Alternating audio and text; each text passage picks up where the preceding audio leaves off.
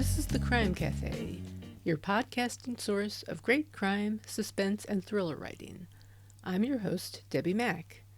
Before I bring on my guest, I'll just remind you that the Crime Cafe has 2 ebooks for sale, the 9-book box set and the short story anthology.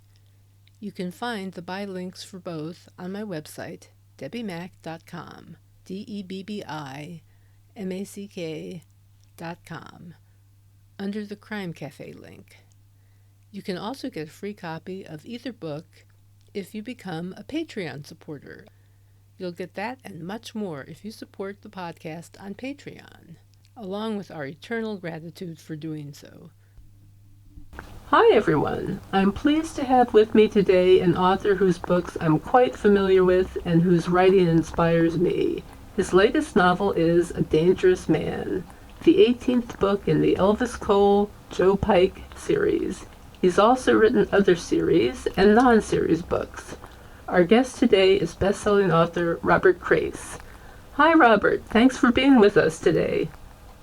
Debbie, it's a pleasure to be here. Thank you. That's awesome. Well, I'm thrilled to have you on. Before I get to your latest book, tell us about Elvis and Joe. Who are these guys and what brought them together as a team?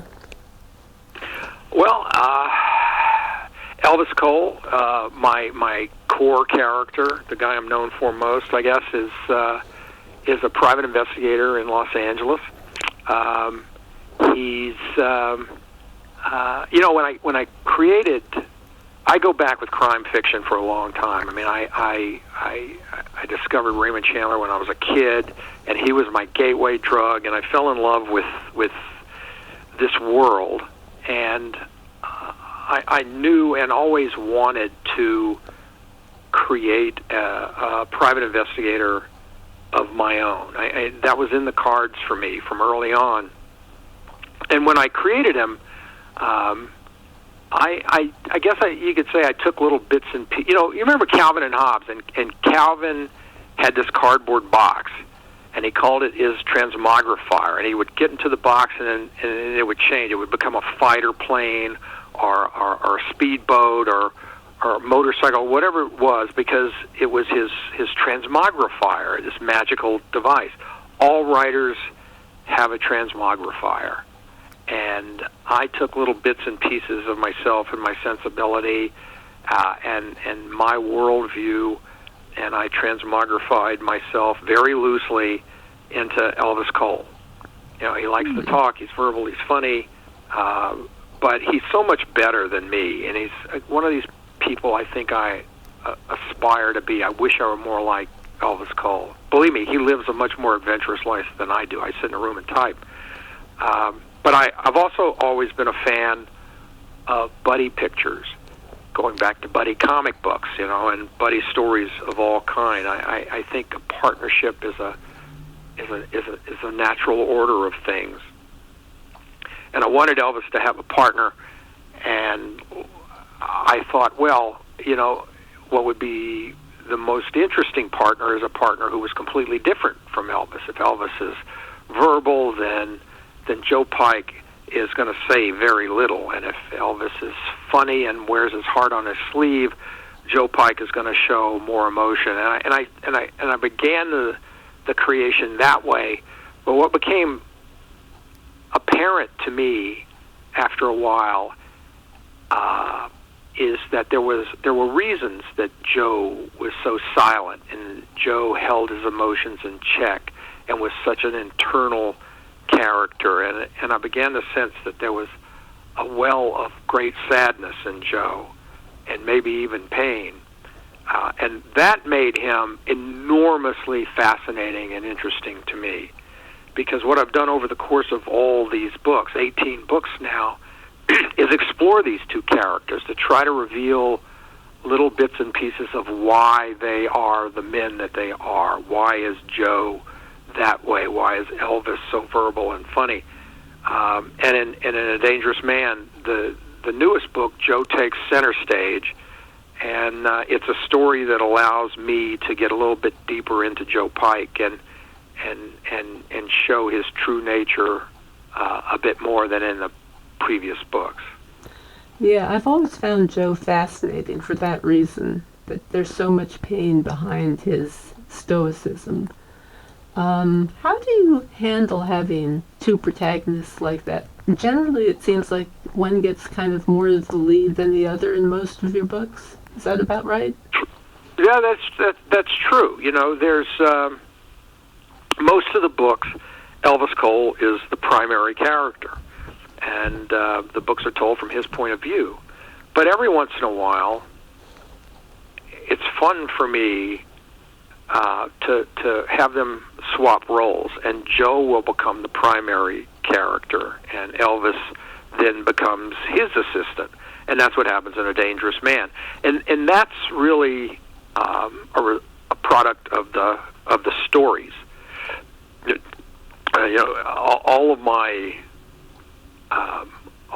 novels, each and every one of them, frankly, most everything else I've ever written, they begin as a disassociated image of some kind, and I don't really know anything about the image. In this case, I had this image of a young woman, very young and very innocent, and I only knew that by her facial expression, I guess. But I had this image of this young woman in a very dark room. I didn't even know what kind of room. I was an apartment house, a factory, nothing. All I knew is there were a lot of shadows. She was there. She was backing away, looking terrified, and there were ominous figures around. I couldn't see any of them. I didn't know who they were. I knew nothing about them. I just knew they were ominous and threatening. And she was saying, I don't know anything about it. I don't know what you're talking about. And that's all she was, that's it. I didn't know anything else. But there's something about her innocence and her truth. I knew she was telling the truth. There was something so intriguing about that it got its hooks into me, and I kept thinking about it and working it. And as ideas began to come to me about her situation and who she was, I knew then that Joe had to be the main character. It was almost like Isabel demanded it. And I knew that if Joe was the main character in this novel, I could show, I could delve into his depths more than I ordinarily could in an Elvis Cole novel. So in a way, Isabel gave me Joe as the main character in this book, and I think it's perfect for him to show aspects of him that we don't normally see, and I find that endlessly fascinating and interesting, and hopefully readers will too. I was going to say that A Dangerous Man definitely shows a side of Joe we haven't really seen before, in a sense. Well, that's the goal. I mean, Joe is... but a kind of a personal side. Yeah, on a very personal level, and who he is, and what his life is actually like. You know, Joe is a very... I think Joe is a lonely person. Mm-hmm. I mean, he's made choices in his life. Some were forced on him. Others were just the product of decisions that he made that have led to a lonely and sometimes sad existence. I mean, I think, listen, in many ways, Joe would like what any other guy would like. I mean, you know, he would like a special person in his life. He would like a family. He made choices along the way when he became a private military contractor and started traveling the world at a moment's notice and having to keep secrets that he could never share, that you know, it would be wrong to ask a woman to share in that unpredictable, potentially dangerous lifestyle. So he made the conscious decision to not impose that on anyone and not ask anyone to share that. And I think he sometimes regrets that. In fact, I know he sometimes regrets that. But Joe being Joe, he's better. He's always moving forward, and he's always trying to just move ahead and keep going. And by his nature, he's hardwired to save and defend, and to protect weak against strong. And that makes him the perfect hero to find out what's going on with Isabel Rowland, find out who the bad guys are who are trying to harm her, and to totally commit himself to saving her, no matter what he has to do. And that's really what happens in the book. I mean, that's Joe's essence in this novel, is that, listen, if you or I were somewhere and a bunch of bad guys jumped us and were mugging us or doing harm to us, we would hope that Joe Pike would be nearby, because he's the guy you want there. Mm-hmm. Exactly. I've always loved the red arrows. Where did that idea come from? On his shoulders? Joe has a red arrow tattooed on the outside of each deltoid, and they point forward. And at some point along the way, he might have said, well, they keep him moving in the right direction. You know, they remind him which way is to the front. That's Joe's philosophy. You know, Joe comes from a childhood that was not pleasant. His father was a violent alcoholic. His father abused Joe and Joe's mother, and there was great violence and anger throughout Joe's childhood. And eventually he was able to move beyond that.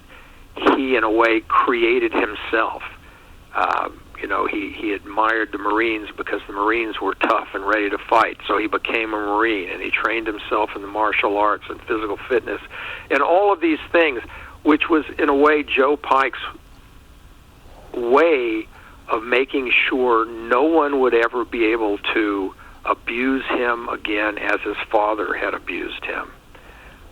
So Joe is a product of self-creation, and that philosophy, I think, was embodied when he got those tattoos. They point forward. You can't go back. You can't change the past. So you have to move ahead into the future, and that's what Joe has been doing his entire life. Mm-hmm.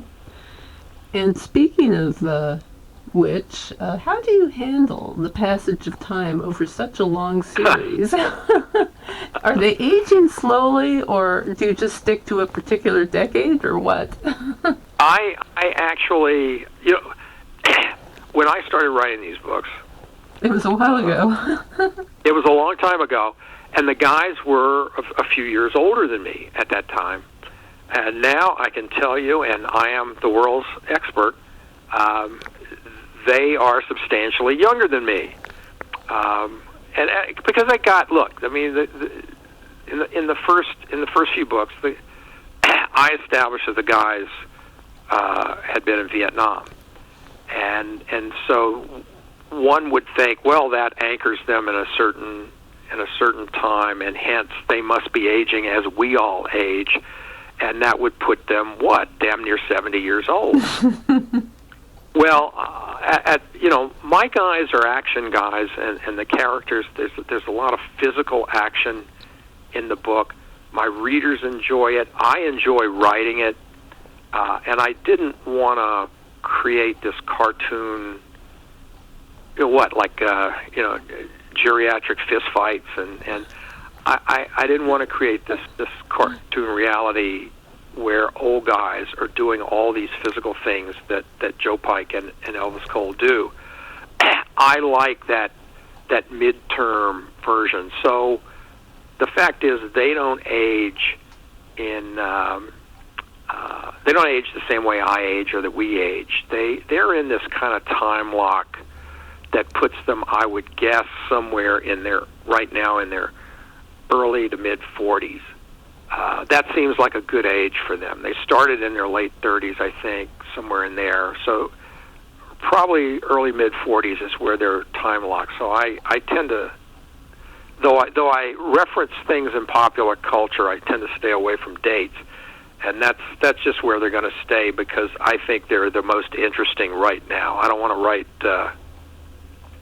Listen, I have bad knees. I have achy ankles. I have all that stuff that comes from sitting in a chair for a million years. I don't want to write scenes where Elvis and Joe are complaining of the same things I'm complaining. I'm tired of me complaining about this stuff. I don't want my guys to do it too. I know where you're coming from. You don't want them sitting there talking about their gallbladder operation or anything like that. No, none of that. I don't want them sitting around talking about the old days. Remember when we... No, I don't want that. Let's see. Your work is clearly influenced by the likes of Raymond Chandler and Dashiell Hammett. Are there other authors who you find most inspiring? Oh my gosh, sure. Chandler was my gateway drug. I discovered crime fiction in a secondhand bookstore when I was a teenager, and pulled a copy of The Little Sister. It was like a 15th hand, beat up, used paperback. But that's where I discovered crime fiction, and then read voraciously. So certainly Chandler, who was my first love in the crime universe, crime fiction universe. He started it all. His work started it all.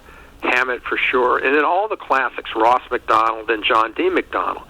Then all of Don Westlake's work, and everybody all the way through. Including the current people. I don't read nearly as much fiction as I used to read. I'm not sure why that is. Most of my reading is nonfiction these days, but I still have my favorites, and I still try to read the work from new people, and then the ongoing writers, of course. Huge Mike Connolly fan, Lee Child's work, James Lee Burke, newer writers like Greg Hurwitz, and on and on. The list is on, but I didn't read it. I wouldn't read it if I didn't love it and find enjoyment from it. And I find that all of their work, all the people I read now, in some way also inspires me and energizes me. Robert B. Parker was a big influence, but there were a scad of people writing, from Jonathan Valen to Leah Matera, a lot of people who don't write crime fiction anymore, private eye fiction anymore, Art Lyons, Gerald Petovich, on and on. All of their work has in some way inspired me, and speaks to my love of the genre, I think, and still does today with the new work coming out now. Mm-hmm. Well, that's excellent. What's the best advice you can offer for anyone who would like to write books for a living? Wow. This will sound simplistic when I say it, but this is the number one thing that I would advise. Write what you're passionate about. You already know what you're passionate about, whatever it is. If you're a reader, if you're considering being a writer or trying to write, then by virtue of that, I know you're a reader, because all writers are readers first. We wouldn't be interested in telling stories if we weren't enjoying stories that other people tell. I speak to and meet a lot of writers who are newer writers who are trying to learn to write. And one thing I see way too often is that beginning writers often they're so focused on selling something that all they really want to talk about, sometimes ask me, is what's hot. What are the publishers buying now? And I think pursuing this art in that way is a big mistake. And listen, I'm sure there are plenty of established best-selling writers out there who started that way. I can't speak to that experience, but I believe this: if something is hot now, it won't be hot 3 years from now. If something is hot now, then a whole army of people are trying to write that hot thing, and it's a herd. And how are you going to stand out from that herd? The thing, the subject, the situations that energize you, that you're passionate about, that's what you should be writing. Whether it's private investigator or a cozy type thing, or a former spy, or whatever world inspires you. That's where you should focus your energies. That's where you'll stand out. That's where your voice will stand out from all the others, because you're bringing that passion to it, and that passion will be in the work. And even if you don't get it right the first time, I certainly didn't. I mean, I wrote 2 manuscripts that are dead in the drawer. I mean, they're just garbage. Before I wrote The Monkey's Raincoat, the first book that sold, and this was after a lengthy and successful television career. So it may take you multiple times at bat, but I think the truest thing you can do is pursue your passion. Put that passion on the page, and that's going to give you the best shot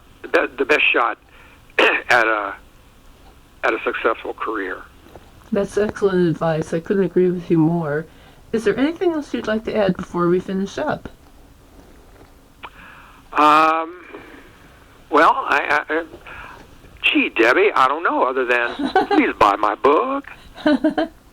Your website? Oh, there we go. See, I needed that prompt because I never think of these things. Yeah, if people want to find out more about me, there's my website, which is my name, robertcrais.com. I'm also on Facebook at The Real Robert Crais, and on Instagram at Robert Crais. So people can find out more and see nifty photographs I take at most of those sites. Very cool. Well, thank you so much for taking the time to chat with me today, Robert. And I appreciate it, Debbie. It's been fun. Sure thing. And to everyone listening, please remember to leave a review on the podcast channel of your choice.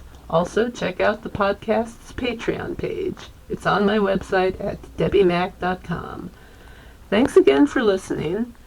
Our next guest will be Bill Breyer. Until next time, happy reading.